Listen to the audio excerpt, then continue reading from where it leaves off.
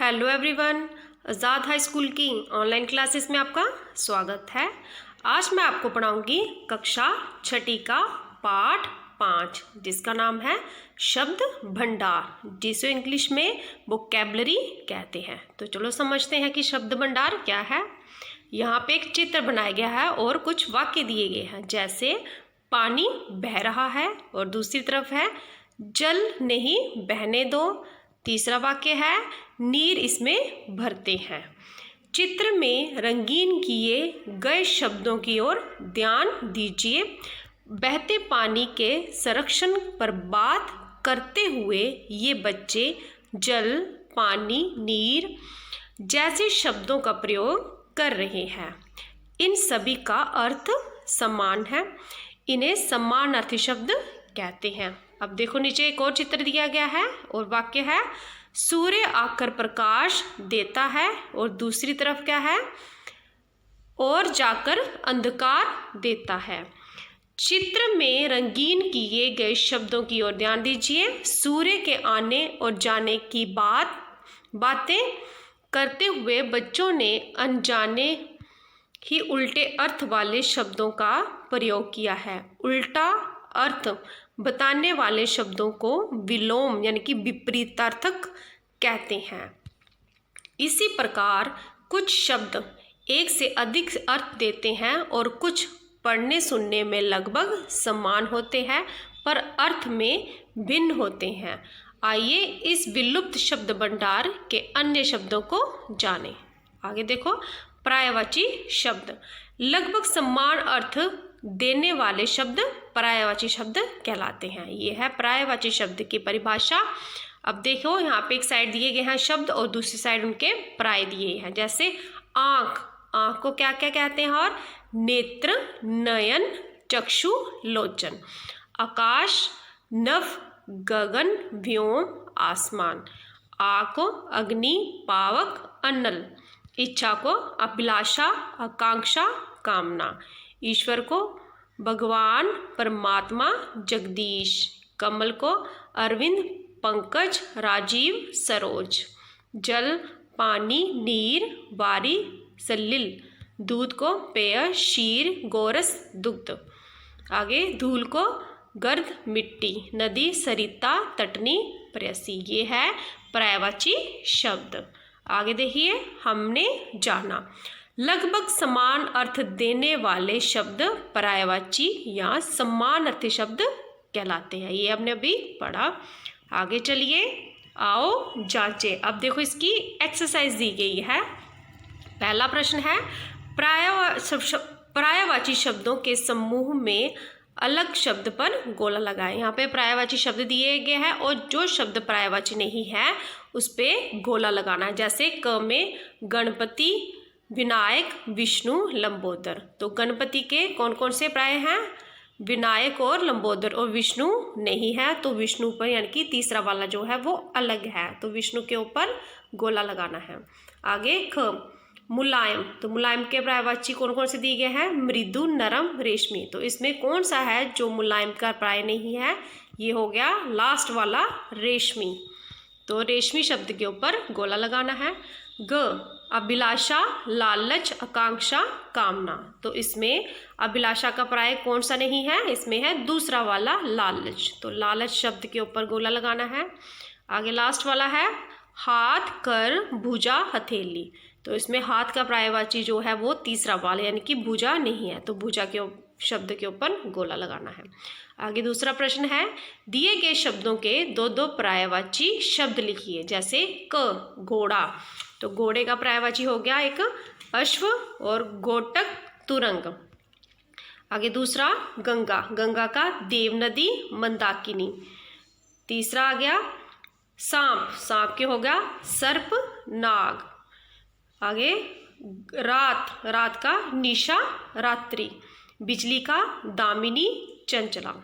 आगे चलिए विलोम शब्द उल्टा अर्थ देने वाले शब्द विपरीतार्थक अथवा विलोम शब्द कहलाते हैं। ये है विलोम शब्द की परिभाषा।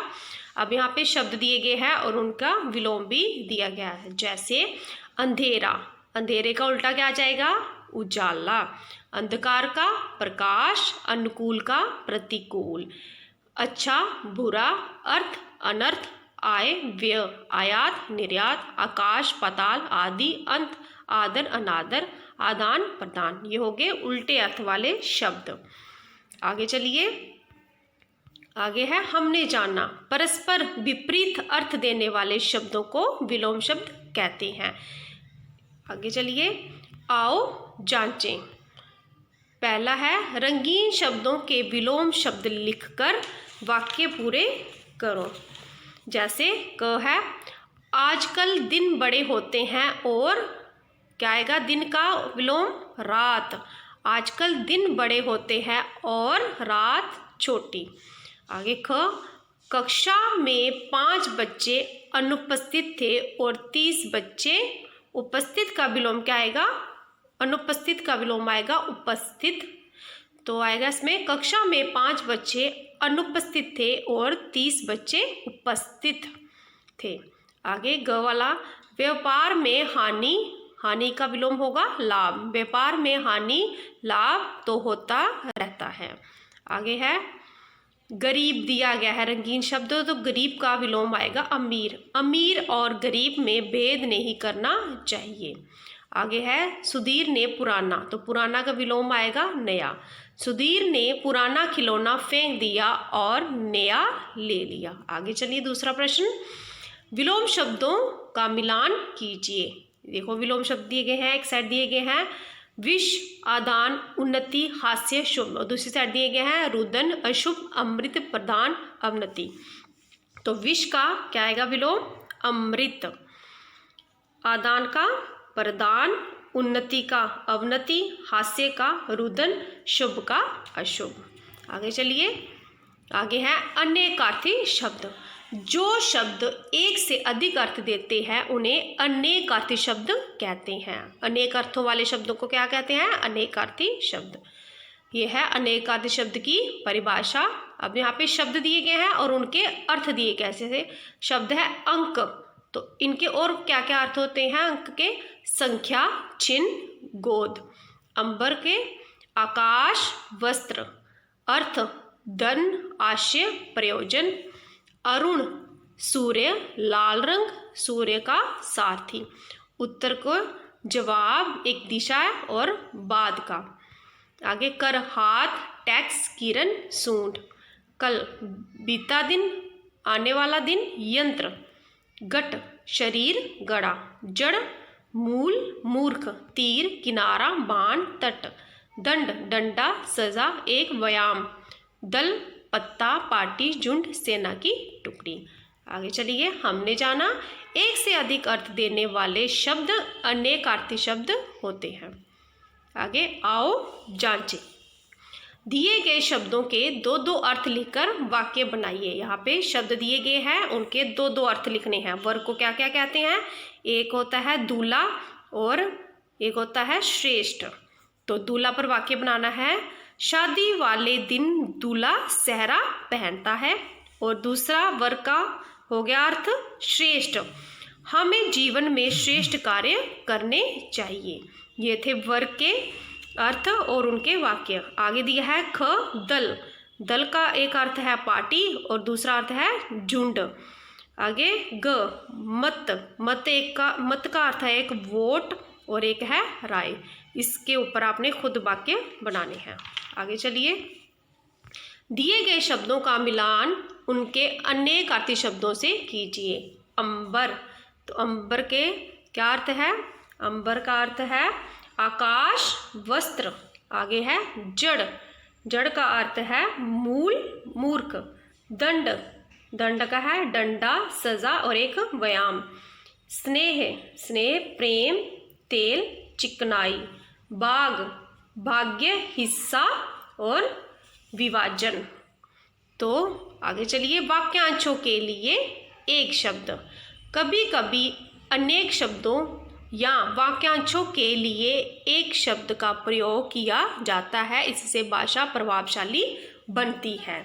जैसे वाक्यांश दिए गए हैं और उनके लिए सिर्फ एक शब्द का प्रयोग करना है। एक साइड दिए गए वाक्यांश और दूसरी साइड दिए गए हैं एक शब्द। जैसे जो दिखाई ना दे, अदृश्य। जहाँ जाना कठिन हो, दुर्गम।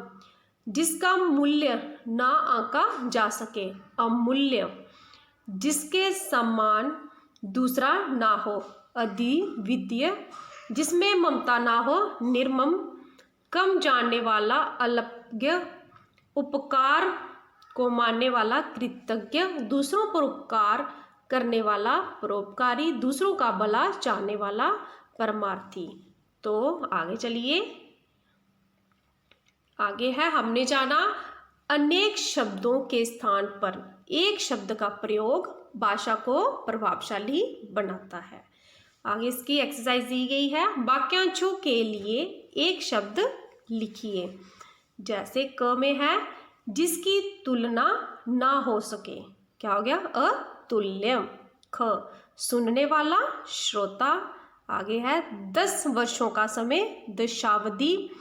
उसके आगे है पश्चिमी देशों से संबंध, पाश्चात्य। दूर की सोचने वाला, दूरदर्शी। आगे दूसरा प्रश्न है, दिए गए वाक्यों में रंगीन वाक्यांशों के लिए एक शब्द लिखकर वाक्य दोबारा लिखिए। क, कोहनूर बहुत मूल्य वाला हीरा है। तो जो रंगीन शब्द है इसमें हमने सिर्फ एक शब्द का प्रयोग करके दोबारा वाक्य को लिखना है। कोहनूर बहुमूल्य हीरा है। ख, नमन उपकार को मानने वाला बालक है। तो इसकी जगह क्या आएगा, नमन कृतज्ञ बालक है। ग, रमन तुम अपना ही भला चाहने वाला ये स्वभाव बदल दो। तो इसमें क्या आएगा, रमन तुम स्वार्थी स्वभाव बदल लो। आगे है, राजा को किसी एक का पक्ष नहीं लेना चाहिए। तो इसकी जगह आएगा, राजा को निष्पक्ष होना चाहिए। आगे लास्ट वाला है, जिसने अपराध नहीं किया हो उसे दंड मत दो। तो इसमें आएगा, निरपराध को दंड मत दो। अब आगे चलिए, समश्रुत भिन्नार्थक शब्द। समश्रुत का अर्थ है जो सुनने में समान लगे और बिन अर्थक का अर्थ है बिन अर्थ वाला। जो शब्द पढ़ने या सुनने में लगभग समान लगे परंतु उनका अर्थ भिन्न हो, उन्हें समश्रुत भिन्न अर्थक शब्द कहते हैं। जैसे शब्द दिया है नंबर 1 में देखिए, अचार। अचार का क्या अर्थ है, नींबू आदि का अचार, ये इसका अर्थ है। आगे है आचार। आचार होता है आचरण। दूसरा है अनल। अनल का अर्थ है आग और अनिल का अर्थ है वायु। आगे तीसरे में दिया है अपेक्षा। अपेक्षा होता है तुलना में और उपेक्षा होता है अनादर।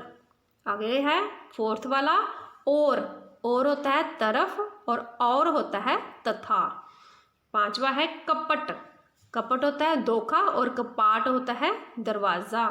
आगे है कृपण। कृपण होता है कंजूस और कृपाण होता है तलवार। अगला है कोश। कोश होता है शब्द भंडार और कोश होता है खजाना। आगे चलिए, हमने जाना सुनने में लगभग समान लगने वाले वे शब्द जिनका अर्थ भिन्न होता है समश्रुत भिन्नार्थक शब्द कहलाते हैं। आगे इसकी एक्सरसाइज दी गई है। दिए गए समश्रुत भिन्नार्थक शब्दों के अर्थ लिखकर वाक्य प्रयोग कीजिए। जैसे क में दिया गया है और, इस और का मतलब है तरफ और वाक्य है गलत काम की तरफ ध्यान मत दो। आगे दूसरा है और, इस और का मतलब होता है तथा।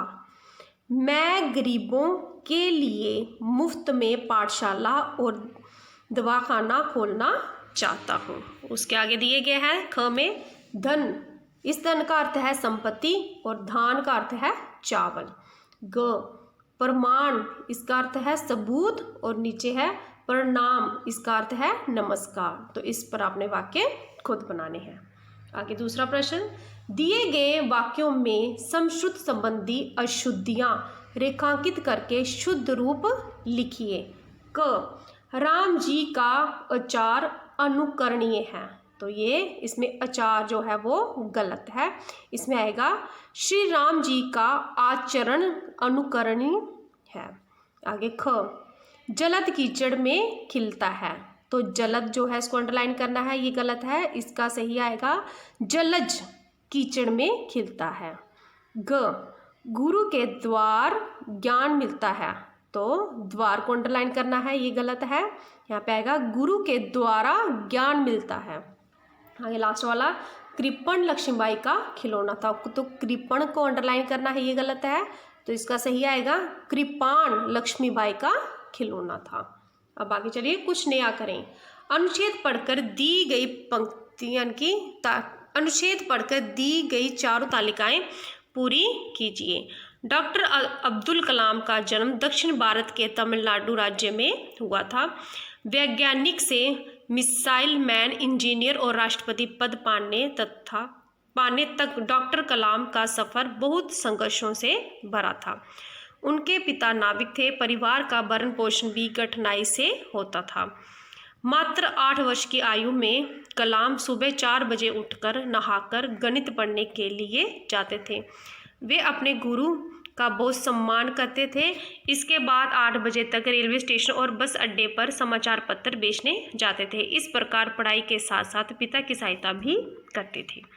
इसमें से ढूंढने हैं हमारे प्रायवाची ढूंढने हैं आदर, तो आदर का क्या आएगा सम्मान और इज्जत। जनक, पिता, तात। आगे है साइड पे हमारे विलोम, जो उल्टे अर्थ वाले शब्द हैं। सुबह, सुबह का क्या आएगा शाम, बेचना का खरीदना। आगे नीचे आगे हमारे अनेकार्थी शब्द हैं। पद, पद को क्या कहते हैं पैर और स्थान। गुरु, गुरु होता है श्रेष्ठ और बृहस्पति। आगे हमारे लिए एक शब्द विज्ञान का विशेषज्ञ, इसका अर्थ है वैज्ञानिक, नाव चलाने वाला नाविक। अब आगे चलिए, दिए गए शब्दों के समूह में जो प्राय नहीं है उस पर टिक लगानी है। जैसे क में है हाथ, कर, भुजा, हथेली, तो इसमें कौन सा जो है वो प्राय नहीं है, इसमें है तीसरा वाला भुजा। आगे ख, पहाड़, घाटी, पर्वत, गिरी, इसमें कौन सा प्राय नहीं है, इसमें है घाटी, तो दूसरा वाला है, उस पर टिक लगानी है। आगे है तीसरा निशाकर, इंदु, दिनकर, चंद्रमा, इसमें प्राय है तीसरा वाला दिनकर, दिनकर के ऊपर टिक लगानी है। आगे लास्ट वाला है नदी, सरिता, तटनी, सरोवर, तो इसमें जो लास्ट वाला है वो प्राय नहीं है, तो सरोवर शब्द के ऊपर टिक लगाओ। आगे चलिए दूसरा प्रश्न, प्रत्येक शब्द के सामने उसका विलोम रूप लिखिए।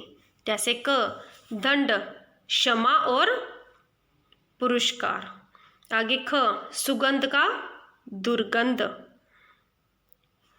आगे ग, जड़ का चेतन, आकाश का पाताल। दंड का आ जाएगा क्षमा, सुगंध का आ जाएगा दुर्गंध, जड़ का चेतन, आकाश का पाताल, ये हो गए विलोम शब्द। आगे चलिए, दिए गए वाक्यों के सामने सही या गलत का निशान लगाना है। क, बाग का अर्थ है भाग्य और हिस्सा, तो इसमें आएगी टिक, ये सही है। अनल का अर्थ है आग और अनिल का अर्थ है वायु, ये भी सही है। अगला है, जिसने अपराध किया हो उसे निर्दोष कहते हैं, ये गलत है। अगला है, दामिनी शब्द रात का प्राय नहीं है, ये गलत है। सपूत का विलोम शब्द कपूत है, तो ये सही है। जो पहला वाला है वो सही है, दूसरा भी सही, तीसरा गलत, चौथा गलत और जो लास्ट वाला है वो भी सही है। आगे चलिए, दिए गए वाक्यांशों के लिए एक शब्द लिखिए। क, ईश्वर को मानने वाला जो है वो आस्तिक। ख, कम जानने वाला अल्पज्ञ। ग, सबको सम्मान मानने वाला समदर्शी। आगे है रोज रोज होने वाला दैनिक। अगला है, अनेकार्थी शब्दों के गलत अर्थ पर टिक लगानी है। क, अंक, संख्या, गोद, बाग, तो इसमें कौन सा जो है वो गलत है, इसमें बाग लास्ट वाला जो है वो गलत है, इसके ऊपर टिक लगानी है। ख, अरुण, लाल, रंग या सूर्य, तो इसमें जो है वो दूसरा वाला जो है वो गलत है, रंग। अगला, कर, काम, कर का क्या हो जाएगा काम, हाथ, टैक्स, तो इसमें जो है जो काम है वो गलत है, काम के ऊपर टिक लगानी है पहला वाला। वर का दूल्हा, वरदान, कीड़ा, तो इसमें क्रीड़ा जो है वो गलत है। दल का झुंड, दाल, पत्ता, तो इसमें जो है दाल है जो दूसरा वाला है वो गलत है। तो ये था हमारी कक्षा छठी का पाठ 5। अगली वीडियो में मैं आपको पाठ 6 पढ़ाऊँगी। तो अगर आपको मेरी ये वीडियो पसंद आई हो तो इसे शेयर और लाइक ज़रूर करें। Thank you.